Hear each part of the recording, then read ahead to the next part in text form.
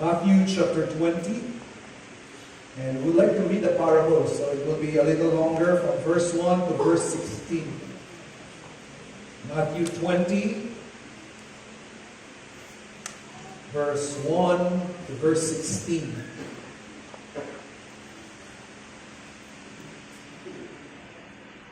Some would call this parable the parable of the laborers in the vineyard. But some would call it the parable of the unfair master. So, Matthew chapter 20, verse 1 to 16, salit-salita natin basahin upang ma-digest natin ang story. I begin with verse 1, For the kingdom of heaven is like unto a man that is a householder, which went out early in the morning to hire laborers into his vineyard.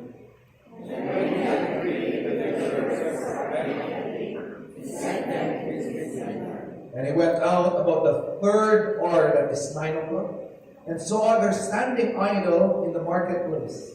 And said to them, Go ye also into the vineyard, and whatsoever is required, I will give you. And they went with him. Again, he went out about the 6th hour, that is 12, and 9th hour, that is 3 p.m., and did likewise. And about the 11th hour, he went out, and found others standing idle, and said unto them, Why stand ye here? They say unto him, Because no man had hired us. He saith unto them, Go ye also into the vineyard, and whatsoever is right, that shall ye receive. So when he went on, the Lord of the vineyard said unto his Lord, All the laborers, and give them their hire, beginning from the last unto the first. And when they came that were hired about the 11th hour, that is 5 p.m., they received every man a penny.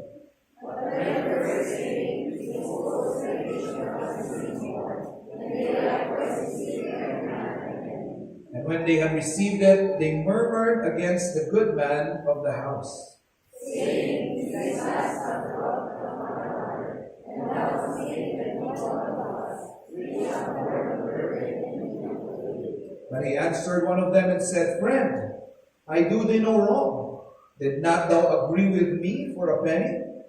They that kindness and go away, every one is last in their husband. Is it not lawful for me that I will with mine own? Is thine eye evil because I am good? So the last shall be first, and the first last, for many people what they do. Amen. So I would like to put the title to this parable. It's a preaching like of God is gracious and generous. Amen. I want you to recite the title with me. God is gracious and generous. Amen. Let us pray. Holy Spirit, please be with us this morning.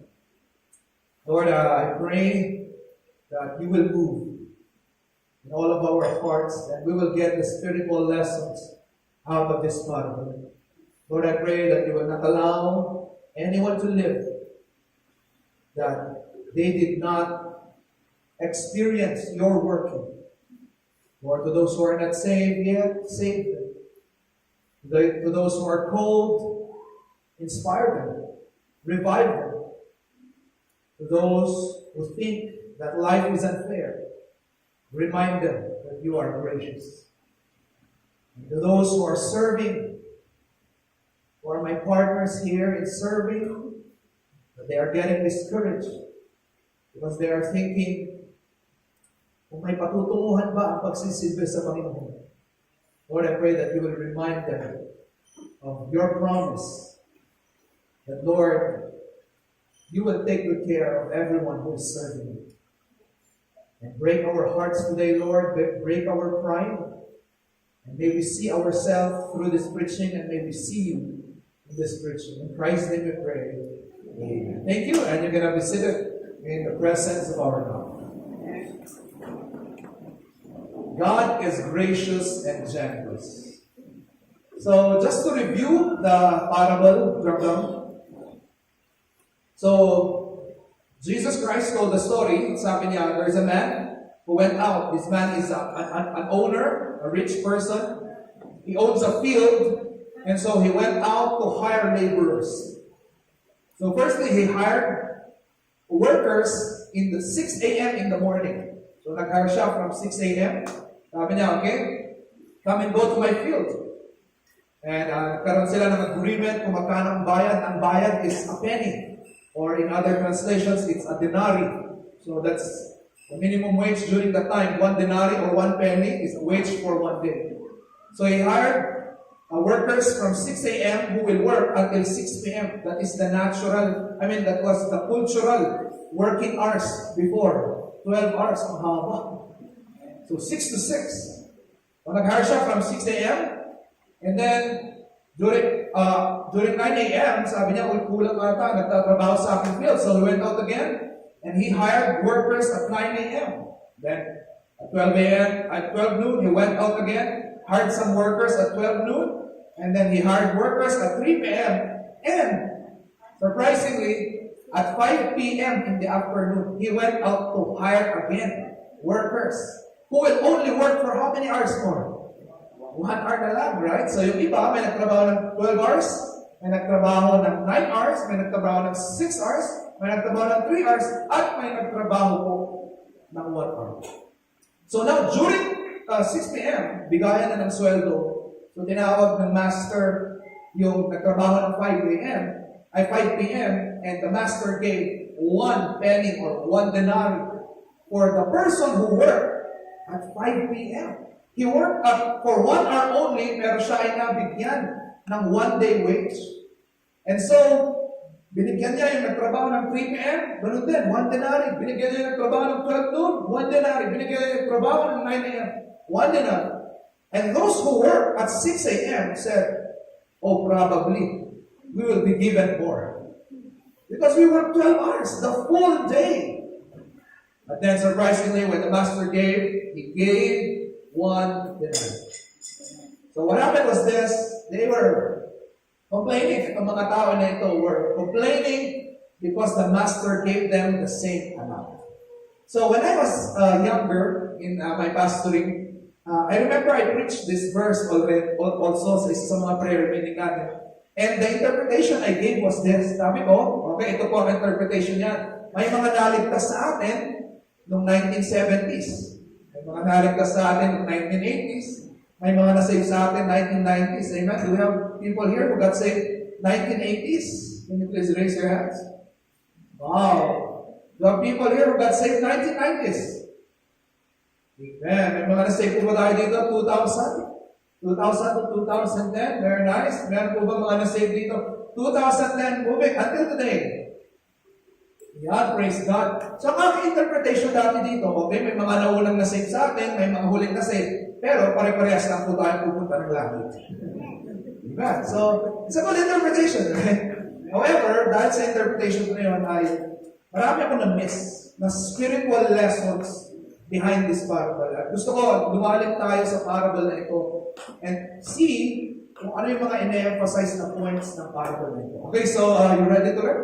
Amen. Okay, drop down. Number 1. The first lesson we can get here is this. God is beyond fear. He is gracious and generous, blessing even the undeserving. Amen. God is beyond being fair. He is so gracious and so generous that He would bless even those who are undeserving. In fact, if you would read the verse, again, drop down. Sa unang basa mo ng parable na ito, at kapag negative ang mata mo, talagang ang una mong sasabihin is this, parang unfair yung master, right? Kung negative yung mind mo, at sa unang basa, talagang you will say, this master is unfair. How can you pay the same wage to the people who work with different working hours? Sa unang glance, unfair ito. Kaya nga sabi, it is the parable of the unfair master. But, if actually you will put this in a positive mind, you will read this verse with a positive mind and with a positive eye, you will start to realize, hindi unfair yung master, but the master was gracious. Na kapag ikaw yung worker na na-hire at 5 p.m., what will you say? Thank you. Right? Kung ikaw yung na-hire at 3 p.m. at binigyan ka ng sweldo ng isang buong araw, you would be so happy, you would be so thankful, because you know that you do not deserve 1 denarii or 1 penny, and yet the master gave that to you. Amen. I want you to get this. The whole point, the main point of this parable is to tell all of us that that is the kind of God that we have, that He will bless you with things that you do not deserve. The whole point of this parable is to say that God is beyond fair. Let me ask you the question. Is the master unfair in this story? The answer is no. In fact, binayaran niya yung nagtrabaho ng 6 a.m. ng tama lang. He is not unfair, tama lang. But God is beyond fair na kahit hindi mo deserve, He would give it. And that is the point of this parable, to make us realize we have a God that we do not deserve the things that we have, and yet God was so gracious and God was so generous that He gave that to us. And I want to tell you folks, this whole earth is operating under the grace of God. We only have the sun because of God's grace. We do not deserve that. Did you work for the sun? No. And yet God gave it to us. Did you work for your life? No. It was God who gave it to you. At mula nung time ni Adam hanggang sa Book of Revelation, hanggang sa time natin ngayon, everything is working under the grace of God. Amen. Ano po, I want to define some terms here para malinaw tayo. Okay, so the first is the word fair. When we say the word fair, it means you get what you deserve. Okay? You get what you deserve. And I tell you, God is a just God. Ibibigay niya talaga kung ano ang ating deserve. But let me tell you this. God is beyond being fair. He is merciful, He is gracious, and He is generous. And folks, tayo po, meron tayong inner desire for fairness. Lagi natin gusto, Lord, sana merong fairness dito sa mundo. Hindi ba kayo, in your heart, pinagpipray nyo, sana maging fair naman ang government ko sa akin. Sana maging fair naman ang aking mga boss. Sana maging fair ang aking company. All of us have a desire for fairness. But let me tell you the reality. You need to drop down that expectation. Because I tell you, this world is not fair. At hanggat hindi mo natatanggap yon, forever ka nadidepress. Bakit ang lagi mo tiyak? It's not fair. I do not deserve this. Hindi ito fair. Mga kapatid, ibagsak mo na yun. Hindi fair ang mundo na ito. Okay, come on. I want you to look at your seatmate. Tell your seatmate, accept that this world is not fair. Sige, sabihin mo sa katabi mo, accept that this world is not fair. Why? Why? Because we are living in a fallen world. But this is what I can promise you, guys. This is what I can promise you. The Bible promised us that when Christ would come back, we would have a world that is filled with love and justice and fairness. Amen. But as long as nandito tayo sa mundo, hindi mo natatanggap yan.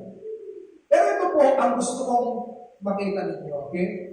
Sometimes, lagi tayong nagdi-desire ng fair. Lord, bakit naman ganon? Hindi fair ang naging judgment. Hindi fair ang mundo na ito. I want to tell you folks, dapat hindi pagiging fair ni God ang dinadalangin natin. Ang dapat dinadalangin natin is this, Lord, please be merciful and gracious to me. Because I tell you, you yourself is not perfect. At kung ang dalangin mo is, Lord, dapat maging fair ka, I tell you, will you still be alive today if God was fair? Come on, think about this. Kung ang dalangin mo, Lord, dapat maging fair ka. With your sins, with the sins you committed right now, will you still be alive today if God was fair? You will not. Will you think God, sa tingin mo ba, is it safe ka ni God because of your sin if God will be fair right now? The answer is no. Ang dapat na iyak natin is that, Lord, sana maging fair ka, no? Ang proper na iyak is this, Lord, sana maging merciful ka.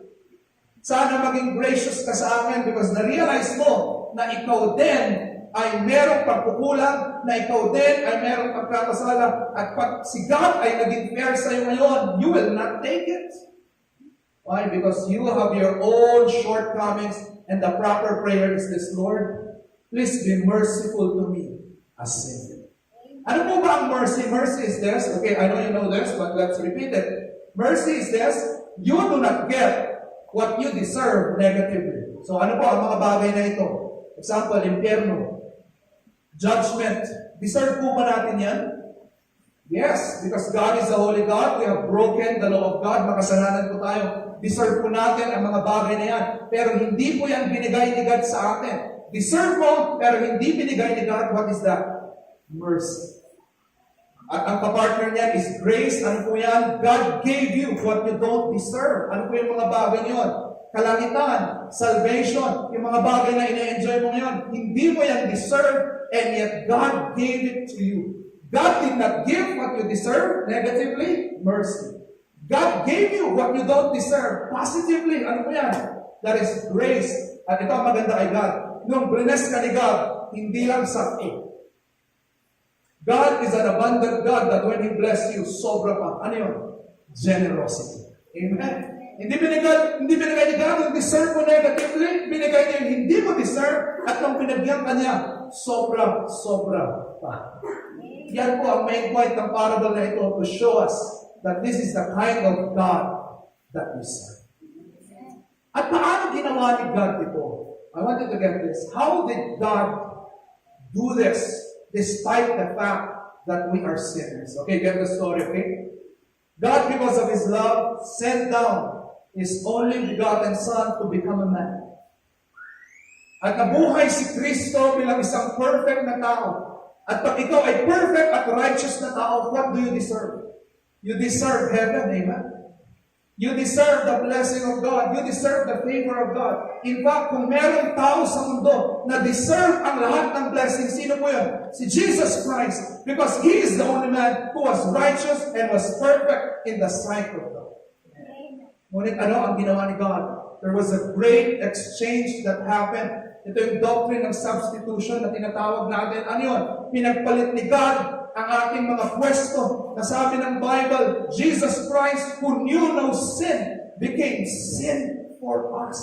Si Jesus Christ na walang kasalanan, siya ang naging kasalanan para sa atin. Nagkaroon ng palitan sa cross. At ano po ang nangyaring palitan? Kunin niyo po ito.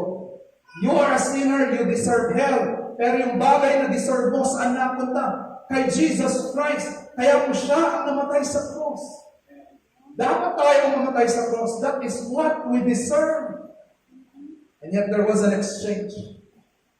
At yung bagay na para kay Kristo, eternal life, blessings, because He is the righteous man. Saan napunta yun sa atin? Sa atin napunta. Kahit hindi natin deserve yun, nagkaroon ng palitan.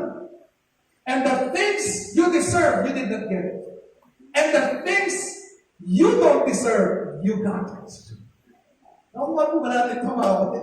Yung mga bagay na deserve mo, si Kristo ang kumuha. Yung mga bagay na hindi mo deserve, ikaw ang nakakuha. At kung bless ka ni God, sobra pa yan. Ganon kagaling ang Panginoon ang pinagpalit niya ang ating pwesto sa cross. Amen. Kaya nga po, kung meron taong dapat magreklamo na unfair ang buhay, sino yun? Kung meron taong dapat magreklamo na unfair ang buhay, that should be the Lord Jesus. Dahil nakapako siya sa krus, dapat sinasabi niya, unfair to. Si Raskin ang nanloko. Ako nakasabit dito. Ito mga taong ito ang nagkasala. Ako nakasabit dito. This is unfair. Siya ang nagkasala, tapos siya ang malayo. Ikaw ang nagkasala, ikaw ang nakakatanggap ng blessing. This is unfair. And I tell you, God is beyond being fair. He is merciful. He is gracious. And He is generous. Amen? Palakpakan natin Panginoon. Ang ganda. Ganyan kagaling Panginoon. So, ano ang response natin dito? Okay, next slide. Our response to God's grace and generosity is that being recipients of God's grace and forgiveness, let us pay it forward. Ikaw po, nag-benefit ka sa grace na pinakita ni God, at sa pagpapatawad na pinakita ni God, at sa awa na pinakita ni God. So, ano po ang response natin? Hindi na natin kayang bayaran yun pabalik sa Panginoon. Because that's a gift given to us. But what we can do is this, to pay it forward. Ano po yun? Lord, salamat. Binigyan mo ako, pinatawad mo ako kahit hindi ko deserve. So, anong gagawin mo? Kapatid, pinapatawad kita kahit hindi mo deserve. Amen? That should be our response. Lord, Hindi ko deserve, but you have blessed me. Haharap ka sa iyong neighbor, haharap ka sa ibang tao, and you will tell them, kapatid, hindi mo deserve. Hindi kita kilala, hindi tayo close. Pero you bless me. Bakit? Kasi yun ang naranasan mo sa Panginoon. Kaya yun din ang ipapasa mo sa ibang tao. Amen po ba? And what is sad is this? I'll tell you the reality. What's happening is this. Nakatanggap tayo ng undeserved forgiveness para sa Panginoon. Pero paano tayo magpatawad sa ibang tao? Ganito tayo magpatawad. Lumuhod ka muna bago kita patawarin. Para i-deserve mo naman yung pagpapatawad. Ganun tayo. Imagine, kung gano'n ang ginawa ni God sa atin, sige, lumuhod ka muna, sige, magbago ka muna, gawin mo to, gawin mo to requirements nito, bago kita patawarin. Mapapatawad ba tayo? No. But God said, kahit di mo deserve, patatawarin kita in Jesus Christ. Dapat gano'n din po ang ating maging ugali, kapatid. I'm forgiving you. Wala kang kailangan, I'm forgiving you. Why? Because my forgiveness is inspired by the forgiveness I received from God. Amen? Yan po, let us pay it forward. Kaya nga po, ang mga anak ng Panginoon, sana tayo ay maawain. Bakit? Naawa lang naman ng Panginoon sa atin. Sana tayo ay gracious because that is what we receive. Let us be generous outside. Why? Because that is what we receive. And the second response here is this: you cannot be a blessing to others when you are always thinking about fairness. There is nothing fair with humble service. Pag in your mind, ang lagi mong iniisip is, dapat fair, fair, fair. I tell you, you cannot serve others. You cannot serve God well pag ang laging nasa isip mo is fair. Si Jesus Christ, alam niyo yun? Ano ang power niya na siya ay bumaba dito sa mundo para maging tao at mamatay para sa atin? He was not thinking about being fair. He was thinking about love and forgiveness and being gracious to us. Hindi niya inisip itong mga taong to, teka lang, mamamatay ba ako para sa mga taong ito? But they are blaspheming me. They are not even worshiping me. No, God said, no, I will still go down. If I will think about fairness, I will not die for them, pero isasanlabi ko yan. Because I am gracious, I am generous, ako ay bababa para sa kanila. Mga kapatid, you cannot serve God well. And you cannot serve people well if you are always thinking about fairness. Give me a practical example. Example ko, papasok ka sa church. Pag fairness ang iniisip mo, ganito ang maging reaction mo. Papasok ka sa church, hindi ako pinansin ito, hindi mo deserve mapansin, sige, hindi kita mapansin. So, ano nangyari? Wala. Kasi ang inisip mo, fair eh. Hindi niya ako pinansin. So, para fair, hindi ko siya pansin. You cannot serve her. But when you put that aside and you begin to say, kahit hindi niya ako pinansin, I'll be gracious. Siguro, meron siyang dinadamdam, so I will be merciful. Kaya ako na lang ang una at papansin sa kanya at ipagpipray ko pa siya. Then ikaw ang nakapag-serve. Amen. You cannot serve well if you're always thinking about fairness. So drop that. At ano dapat ang mindset mo, Lord? I want to serve you. I want to be gracious. I want to be merciful to others. Because yan ang naging ugali mo sa akin. Amen? So that's our first lesson here. This parable emphasizes the grace and generosity of God. Second lesson we can learn here. Our devotion to God should not be based on transactions. Instead, it should be rooted in our trust in His promises. Our devotion to God should not be based on transactions.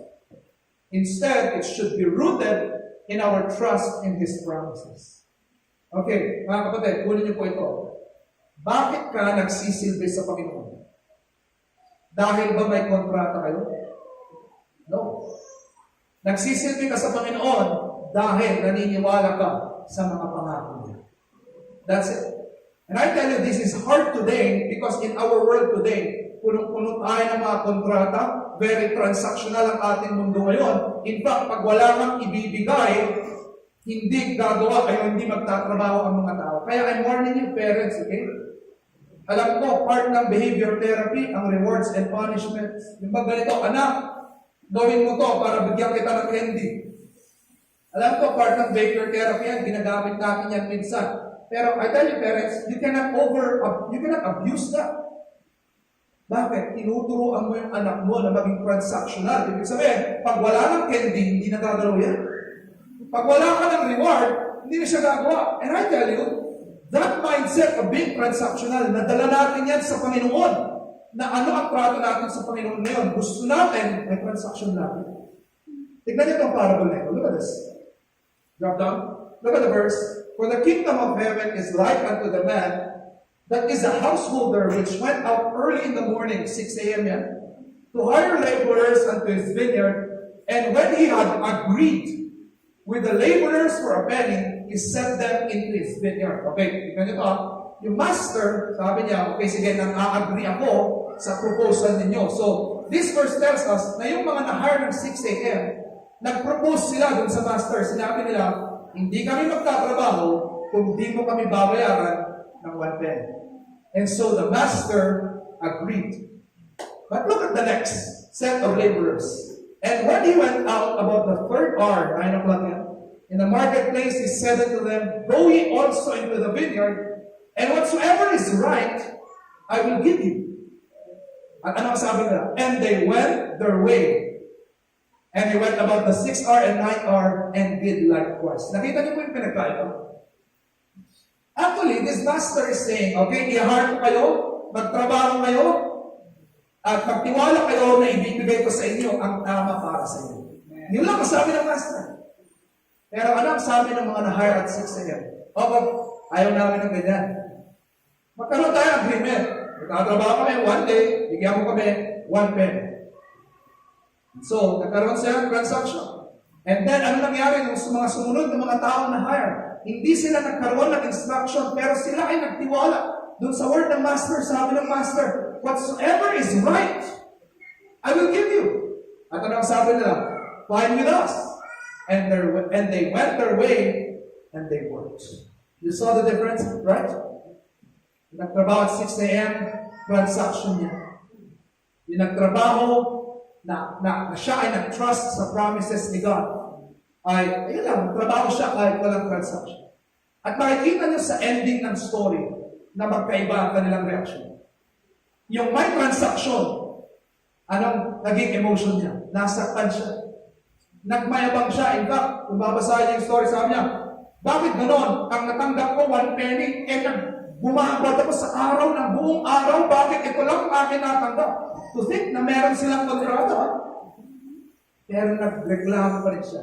His emotions were very bitter and very sad. Pero itong mga tao na nagtiwala doon sa promise ng master, ano ang kanilang emotion? Masaya sila, and they were very happy, and they were very grateful. Ito yung pinagkaiba. Okay, let's go deeper with this. Sometimes, this is how we relate to God. Okay, next. Ay po mga anak ng Panginoon, minsan ganito tayo mag-relate sa Panginoon. Very transactional. Ganito ang ating mga words. So, Lord, I will only worship you if.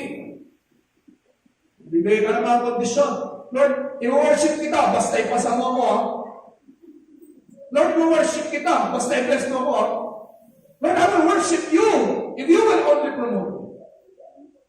Ang kapatid, delikado po ang kanyang ugali sa Panginoon.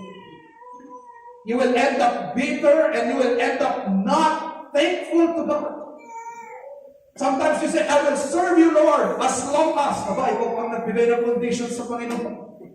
Lord, as long as pinagpapala mo ako, as long as meron akong trabaho, magsaserve ako sa iyo. Lord, as long as meron akong trabaho, magbibigay ako sa iyo. Nakakasa mo ba yun sa Bible? Hindi. In fact, sa Bible, makakita ka ng mga tao na kahit walang trabaho at naghihirap, nagbibigay pa rin sila sa Panginoon because they realize everything comes from God. I will give on the condition that, ganyan tayo sa Panginoon eh. Meron tayo mga kondisyon, I will never serve you unless, wow. We say this, Lord, hindi kita isi-serve unless ibigay mo siya. Lord, kapag hindi siya, hindi kita isi-serve. Grabe tayo magbigay ng kondisyon sa Panginoon. And I tell you, this will just hurt you and this should never be our relationship with God. Ito po, ano dapat ang ating relationship sa Panginoon? Serve Him because He is worthy. Trust that He will be gracious to you. Mag-serve ka sa Panginoon on the basis that He promised you that if you serve Him, hindi ka niya pababayaan. Sabihin mo yan, Lord, I will serve you.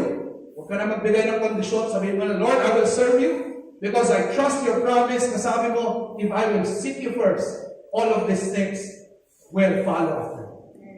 Lord, I will serve you. Wala akong kondisyon, but I will serve you because I love you. You are worthy to be served. At ako ay nagtitiwala na kapag ikaw ay aking minahal, ikaw na ang bahala sa lahat ng aking pangangailangan. This is a better and more spiritual attitude when it comes to our relationship with God.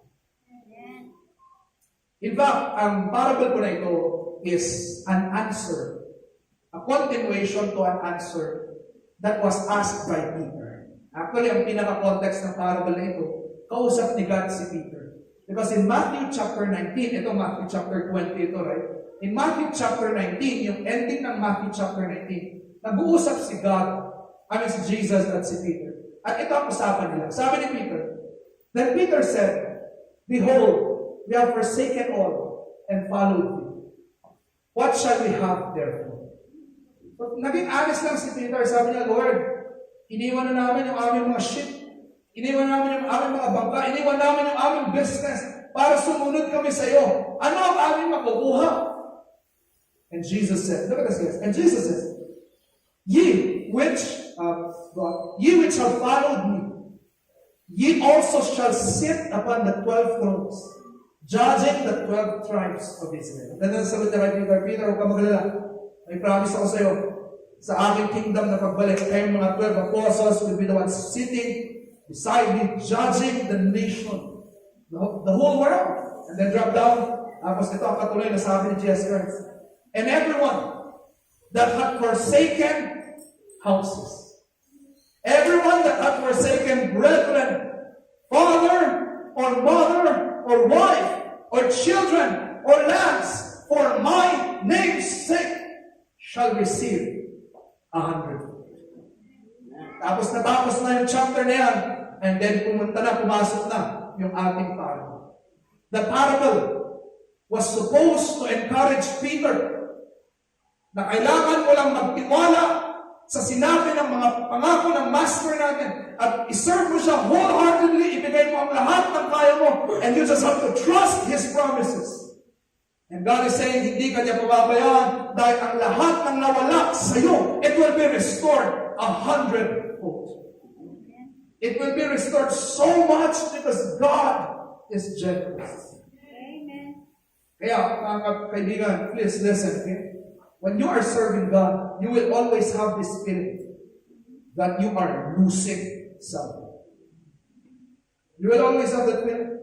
In fact, kahit ngayon, andito kayo sa church ngayon, iniisip mo, naku, I will lose 3 hours of my day. Pag nag-join ka pa ng ministry, sasama ka sa prayer meeting, naku, 3 hours na naman. Sasama ka ng mga ibang ministry, fellowship, practices, mag-distribute ng trust. Gagawa ka mga bagay para sa Panginoon, you will always have this feeling, I'm losing something. When you give money to the Lord, your offering, you will have this feeling, parang nawawalan ka. Pag ikaw ay nag-umpisang mag-care sa ibang tao, parang nawawalan ka ng energy. Alam mo, pag nag-pray ka para sa iba, nag-counseling ka sa iba, tinatanong mo yung burdens ng ibang tao pag nag-sharing kayo, parang nawawalan ka ng lakas. And what if God will call you someday? Na alam mo yun, bibigyan ka niya ng choice. Trabaho ba? O yung aking worship sa Panginoon? Hindi everyday na decision yan, pero I know God will be testing your faith someday. Anong pipiliin mo? Trabaho ba? O worship mo sa Panginoon? Ano ba pipiliin mo? Prestige? Or yung service mo sa Panginoon? Bibigyan ka ng Panginoon ng mga choices in your life to test you. And I tell you, when the time comes, do not be afraid to make a choice for God. It will be restored 100-fold. Not just in this world, or probably not in this world, but His promise is this, in His coming kingdom, it will be restored 100-fold. Sa lahat ng mga tatawagin ng Panginoon dito someday, I do not know, na magpapastor siguro kayo.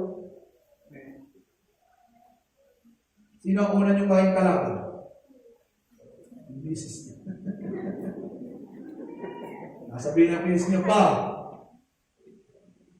hindi ko kuling lang. Hindi calling yan. But when that time comes, do not be afraid to make that decision. Tumayo ka. Hindi ganito, Lord, magpapastor ako, basta bigyan mo ko ng support. Hindi, walang ganito. Walang ganito sa kingdom ng Panginoon. Lord, I will follow you. Bahala ka na sa akin. Tatayo ako sa napakaraming promises na nababasa. When the time comes, you will make a decision. Kunwari, karoon ka ng opportunity. Karoon ka ng opportunity, binigay ni God, a word or anything. I do not know how the Lord will lead. Pero nung in-evaluate mo, teka lang, itong career na ito, parang wala na itong oras para sa Panginoon. Parang ilalayo ako nito sa Panginoon. Itong trabaho na ito. It's a hard decision. Iniisip ko, pamilya ko ito. Kailangan ko pakainin. But it's a hard decision. Friends, do not be afraid to make a decision for God. It will be restored 100. Amen. Decision comes, kung bakit pupunta din sa Panginoon ba, sa aking pamilya, ganito, ganyan. Kapatid, huwag ka matakot sa mga decision. Those are decisions for the name of Christ. It shall be restored. Mamaya sa conclusion, breakdown natin. Okay, so yan po ang ating second lesson. Number 3. Third lesson we can learn from this parable is this. Instead of harboring envy and resentment toward God's grace and to others, let us embrace a spirit of gratitude for what we have and goodwill for others. Okay, kaysa mainggit ka, magalit ka sa Panginoon that He is blessing others. Instead, be grateful for what you have. And at the same time, rejoice for the blessings of others. Okay, tignan po natin yung nangyari sa last part ng parable. Ito na, 6 p.m., panahon na ng bigayan ng sweldo. And when they came that were hired the 11th hour, at 5 p.m. So dumating yung mga na-hire at 5 p.m., they received a penny. Natanggap sila 1 day wage. But when the first came, yung 6 a.m., pumunta siya. They supposed that they should have received more. So nagkaroon sila ng feeling, yung 5 p.m. na sweldo sa isang buong araw, dapat ako mas malaki ang aking matatanggap. Tandaan niyo ito mga kapatid, pag mataas ang expectation mo, masasaktan ka. Kaya ibagsak mo na yan. Kasi po, ito yan. O, diba, ano ang theme natin this year? Humility and gratitude. This year, paulit-ulit ko na ito binanggit. Babanggitin ko ulit. Ang kalaban ng gratitude is expectation. Pag may in-expect ka, hindi ka nag-thank you. Hindi ka marang magpasala. Example, kayo mga estudyante. Ina-expect nyo na magbibigay ang magulang nyo sa inyo ng allowance. Kaya pag Monday, nagbigay sila ng allowance, hindi kayo nag-thank you. Alam nyo ba, ang daming kabataan yan, binigyan ng allowance, hindi mo lang nag-thank you. In your mind, you are messed up. Because iniisip mo, uy, ako ang anak dito. Obligasyon mo ako. Bigay mo allowance ko. Mga bata ka mag-isip. It's a twisted kind of thinking. Diba iniisip mo, Ma, thank you. Hindi ko to deserve. Pag gano'n iniisip mo, I don't deserve this. Dahil grateful ka kahit konti. Ang mga bata rin, pag binagyan ko, ay, kulang. Ginawa ang ATM. Bakit? Expectation. Expectation messes you up. Instead of being grateful, nakasaktan ka. At ganito ito eh. They expected to receive more. That's why when they did not, and they likewise received a penny. And they murmured against the good man. Folks, kaya ka nag-murmur ngayon kasi in your mind, inisip mo, Lord, unfair ka, unfair ang ibang tao, ibagsak mo ang mga expectation niya. Be grateful with what you have. Maging contented ka because ang gagawin ng devil sa iyo is this. He will make you look at the things you do not have. At ano nangyari? Pag may mga bagay ka nakikita na meron yung ibang tao tapos wala sa iyo, you will always grumble and murmur to God, Lord, unfair. Bakit siya? May ganun siya. Panginoon, tignan mo naman ang buhay namin. Mas spiritual ako sa Kanya. Tapos siya, may blessing siyang ganun. It will mess you up. Kaya nga, look at this. We think, may nilagay ako dito, we think God is unfair when we compare and seek what we don't have. Look not on the things that you do not have. Look on the things that you have. Mga bagay na wala ka, huwag ka na mag-complain. Yung mga bagay na meron ka, maging grateful ka. Amen. Napanood niyo ba yung aking reel na ginawa 2 weeks ago? Naging devotion ko ito 2 weeks ago. Na nung si Adam and Eve nasa Garden of Eden, ang daming binigay sa kanila ni God na fruit trees. Apple, orange, kahit anong gusto nilang kainin na prutas. Andun sa Garden of Eden. Many commentaries would say there were 2,000 fruit trees in the Garden of Eden na pwede nilang pagpilian. Ngunit ano ang ginawa ni Satan? Hinatak niya yung yung mata ni Eve to look at the one tree that she does not have. Imagine you have 2,000 plus trees, ang sarap. Pero saan ka dadali ng demonyo? Titignan mo yung bagay, yung kaisa-isang bagay na wala sa'yo. At yung bagay na wala sa kanya, anong naramdaman ni Eve? Bakit ganito? Bakit pinagbawal ng Panginoon? It started to mess up her mind, and she made the wrong decision. She gave it to Adam. Adam made the wrong decision. Just because their eyes were on the things na wala sa kanila. And I tell you folks, you are so blessed right now. But the devil is putting your eyes on the things that you do not have. Kaya invest na ganito ka, Lord, salamat sa araw na ito, salamat, meron akong bed. Pagkain ako, Lord, meron akong church, meron akong ganito. Instead na binibira ko yung mga blessings mo na kagaya na sa amin ng ating hymnal, count your blessings, name them one by one. Kaya sa'yo na ginagawa mo, ano ang tinitignan mo? Lord, bakit ganon? Siya may ganon. Ako, wala. Hindi ko to deserve. Mas maayos ako sa kanya. Bakit wala ko?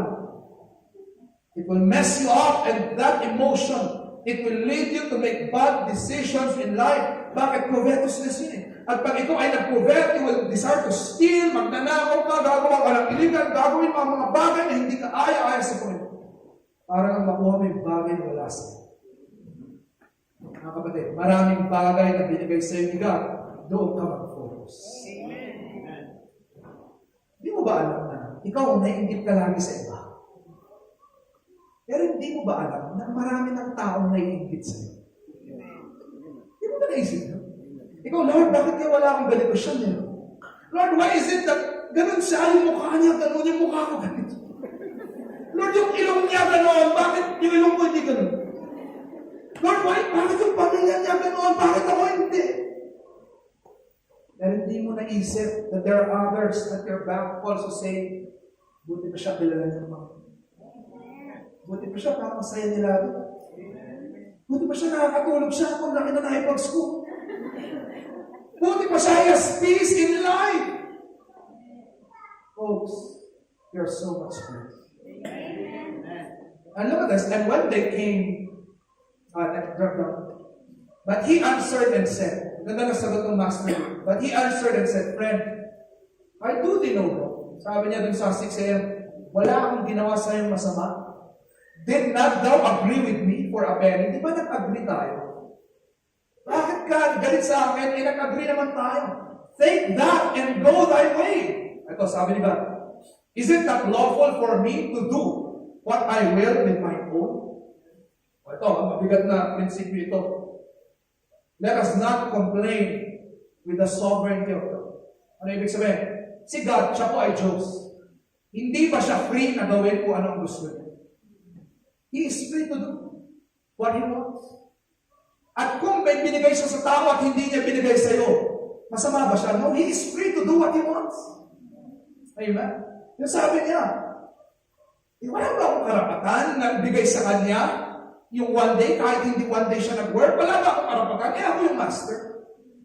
Folks, God has all the right in the world at kung meron siyang ibinigay sa iyo or binigay sa iba, hindi mo na kailangan mag-complain. You just have to rejoice for the blessings of others. Amen?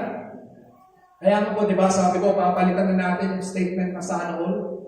Dito sa ating church, I said, we will not say that word sana all. We will say, I rejoice with you. Kasi yung sana all, may halong inggit eh. Nakita ka, may bagong boyfriend. Uy, sana all. May halong inggit yun eh. The better is this, I rejoice with you. Okay, come on, look at your seatmate. Tell your seatmate, my friend, I rejoice with you. Right?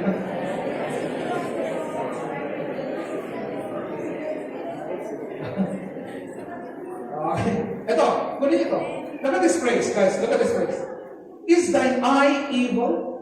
Because I am good. Yung is thine eye evil, sabi niya, ba't ka ba naiinggit na mabuti ako sa iba? Ba't ka ba naiinggit na meron akong binigay na blessing sa iba? Eh, meron din naman akong binigay sa iyo. Huwag ka nang mainggit. Ganda ng parable nito. But as I conclude, ang ganda ng conclusion ng parable nito. Look at this parable. Look at this verse. The parable ended by saying this phrase. So the last shall be first, and the first last. Okay. Ano ba ibig sabihin nito? So let me give you, ito, nalagay ko dito, God is the God of great reversals. Yung first, siya yung huli. Yung huli, siya yung huli. Ano yun? Nagkaroon ng reversal sila. So bakit ganito ang conclusion ng parable niya? Okay, so let us draw some lessons here. Bakit ganito ang conclusion? Ano ibig sabihin ng the last shall be the first shall be last? Okay, ito po, letter A. The first ones to think they deserve grace and blessing from God, receive it last. The ones that think they should be the last person to be blessed because they don't deserve it are the first ones to get blessed. Theologically speaking, actually, ang kausap ni Jesus Christ dito is mga Israelites, mga Hudyo. Actually, ang mga Hudyo, ang may ganitong mindset, they think they deserve the blessing of God. Bakit? Kasi Hudyo sila eh. We are the chosen nation. Sa amin binigay ang mga miracles. Sa amin binigay ang word of God. Dapat kami ang unang masave. Kami ang unang mabless. They were the first. They think they were the first. But what happened? Until today, there are very few Israelites who are saved. If you will go to Israel today, in fact, if you will go to Israel, it's an atheist nation. They do not even believe in God. They do not even believe in the Lord Jesus Christ. In fact, sa Bible nila, pag pumunta ka sa Israel ngayon, walang Isaiah 53. Tinanggal nila yung Isaiah 53 nila. Why? Because Isaiah 53 is speaking about the suffering servant, the Lord Jesus Christ. And they only believe that Jesus is a prophet, not a God. Tinanggal nila yun. They were the first ones to receive the oracles of God. Yun ang sabi ng Romans. Ngunit sa kayabangan nila, deserve namin po. Sila ang huling nakatanggap. Kaya nga nabuksan ang gospel sa ating mga Gentiles na kahit hindi tayo ang unang nakatanggap ng blessings at mga miracles ni God, kahit undeserving tayo, kung merong mga tao dito sa mundo who are truly Christians, it is the Gentile nation, it is the Gentile church. Practically speaking, ganun din yun sa ating buhay. Kung ikaw yung tao na feeling mo, deserve mo ma-bless, deserve mo ang pagmamahal ng Panginoon, ikaw ang huling nakakatanggap ng blessing niya. The first shall be the last. But I have seen people who are just humble. At ang lagi niyang prayer is, Lord, I do not deserve. They are the ones greatly blessed by God. Amen. Hindi nila deserve. At ang grace ng Panginoon, attracted yan sa attitude na hindi mo deserve. Pag deserve mo, ibibigay talaga ni God sa'yo yung deserve mo. Deserve mo nga eh. Pag-attitude mo, Lord, hindi mo to deserve. Binibigay pa niya ang mas maraming grace. Second application here, ito, second. Drop down. The first ones to think they are better than others are exalted last. Yung mga tao na sa tingin mo, mas better ka kaysa iba. Magaling ka sa iba, mas maganda ka sa iba. You're ito ganyan, you're the first among others. I tell you, you will be the last to be exalted. Why? You are proud. But the ones that look at themselves as last will be the very first ones who will serve and who will reach out. Amen? Kaya I always tell you, Hindi ka makakapag-serve talaga sa Panginoon pag mataas ang tingin mo sa sarili mo. You are a servant. Kung dapat ang mindset natin lagi, I am a servant of God.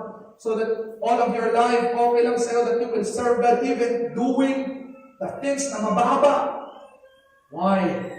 Pag ganyan ang attitude mo, you will be the one to be exalted first because God reverses everything. At panghuli, sige, drop down. The first ones who will try to find meaning and purpose of life through this world, find it last. The ones who put God first and themselves last are the first ones to find meaning, purpose, joy, and satisfaction. Okay, I will end with this again. Especially to our millennials, mga kasama ko mga millennials dito. Gen Z, Gen A, ready kayo, okay? This world is a rat race. Naguunahan tayo lagi. Naguunahan tayo lumaman. Naguunahan tayo maging sikat. Naguunahan tayo makilala. I tell you this, guys. Listen. I care about you guys, so I'm going to tell this. If you try to find the meaning of your life, if only the mindset mo, kung lang yayaman ko, mahanap ko ang purpose ko, really? King Solomon, sobrang yaman, sabi niya, vanity is vanity. Meron tayong feeling na ganito, basta mapatunayan ko lang sa sarili ko. Sa lahat ng maraming tao, okay na ako. Nag-uunahan tayo, patunayan ang ating sarili. Nag-uunahan tayo umaman, nag-uunahan tayo mag-promote. Nag-uunahan tayo to find meaning in life. But I tell you, the Bible says, you do that first, I tell you, you will find it last. Sige, hanapin mo ang sarili mo gamit ang mundo na ito. At mahanap mo yan huli. Because the ones who put God first and themselves last are the ones to find, the first ones to find meaning, purpose, joy, and satisfaction. Di ba sabi ni Jesus Christ, if you try to find your life, you will lose it. But if you will lose your life, kasi nakafocus ka sa akin, and you are losing your life, what will happen? You will find it. Kaya nire-reverse ni God. Mga anak, medyo, huwag niyo nang subukan, sinubukan ni Solomon. Ano yun? Nahabulin mo lahat ng bagay. Habulin mo mga babae. Habulin mo kayaman. Habulin mo promotion. Habulin mo lahat. Only to die in misery. Do you know that the wisest man, King Solomon, died not a happy person? He died a backslider. He died far from God. He died building idols for his women.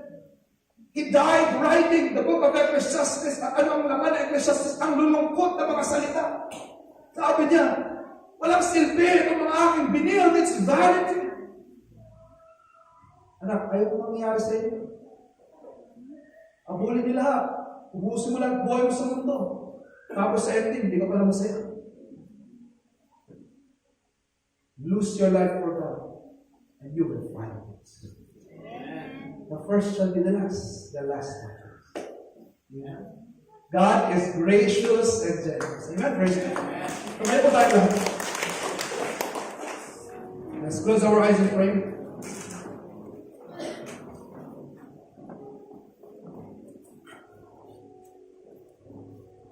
To all our visitors today, thank you for coming to our worship service. Nabanggit ko po kanina, kasalanan tayo, hindi natin deserve ang pagmamahal ng Panginoon. Ngunit mahal ka niya. Siya ay gracious, siya ay merciful. Siya ay maawain. At sa kanyang awa at grasya sa atin, pinadala niya ang kanyang anak para mamatay para sa iyo. Para patawarin ang iyong kasalanan. Hindi mo yung deserve. Hindi ko deserve yun. It was out of God's grace. And God said, if you will only believe in Him, maniniwala ka sa Kanya, bilang Diyos tagapagligtas na siyang namatay para patawarin ang iyong kasalanan, para bigyan ka ng eternal life, yung Kanyang pagkamatay sa cross. Yun ang paraan para magkaroon ka ng salvation. Kailangan mong paniwalaan yan, kapatid. Paniwalaan yun sa promise ni God. If you will believe that with your heart and you will confess Him with your mouth, you will have salvation. Dahil mga bisita, believe Christ and what He did for you on the cross. And at the same time, I want to share to you a simple prayer. Prayer ng pagtanggap sa Panginoon. Tanggapin mo ang Panginoon ngayong araw na ito. Ako po ay magiging guide mo lamang. Gusto ko sumunod ka sa prayer na ito. Sabihin mo itong prayer na ito. Make this your prayer. Kung nakahanda ka na sa aking mga visitors, sumunod ka. Maraming salamat. Inaamin ko na ako ay makasalanan at hindi ko deserve ang iyong kaligtasan. Ngunit salamat kay Yesu Kristo na namatay para sa akin. Ngayong araw na ito, nilalagay ko po ang aking pananampalataya sa Kanya. Tinatanggap siya sa aking buhay bilang aking Diyos at tagapagligtas. Salamat po sa regalo ng kaligtasan at buhay na walang hanggan kay Kristo lang. Sa ngalan ni Jesus. Amen. Let's continue praying. I want all of us, I will give you time, okay? I just want you to open up to God today and thank God for His generosity and His grace toward you. Gusto ko magkakaroon tayo ng Thanksgiving prayer. I'll give you time. Pwede ba ipapanalangin natin ngayong umagang ito ay yung mga bagay that we are grateful for. Huwag mo na tayong hihingi ngayong umaga. Let this be a moment of Thanksgiving prayer. Puro thank you lang ang ating sasabihin sa ating prayer. Okay, I'll give you time. Let's say our Thanksgiving prayer to God.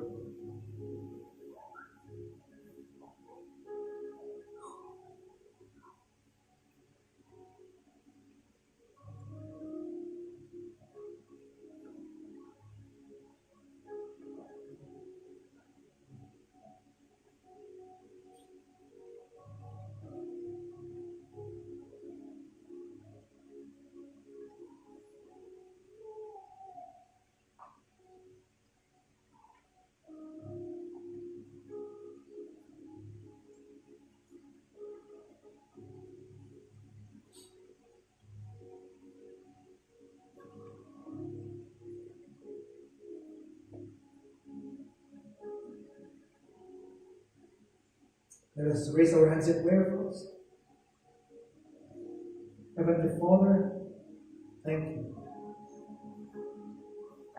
Lord, we are sinners. We are dirty. We are undeserving. Lord, we have broken your law. We are liars, adulterers, idolaters, blasphemers. We are proud. We are selfish. We only think about ourselves. Lord, we have broken your heart so much. Lord, how is it that you will send your only begotten Son for people like us? How is it? How is that even possible? That you, a holy God, would die for sinful people like us? We will never understand the deepness of your love. How can you ever do that?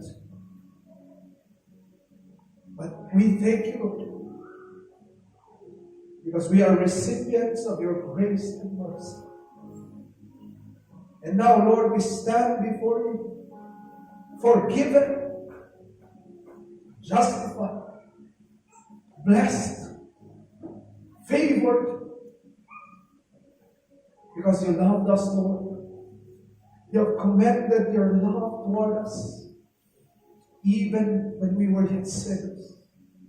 You died for us. Salamat sa napakaraming bagay na aming in-enjoy sa kabila ng aming mga pagkukulit. Lord, punuhin mo ang aming mga puso araw-araw. Lord, i-remind mo ito sa amin araw-araw. Para, Panginoon, hindi kami yumaman. That every day of our life, we will always be reminded that we deserve hell, condemnation, destruction. That it is only by your mercy that we are not consumed. Because your mercy is new every morning. Thank you, Lord. Thank you for everything that we are enjoying. We praise you, we honor you. In Christ's name we pray. Amen. Kalapakan natin ang ating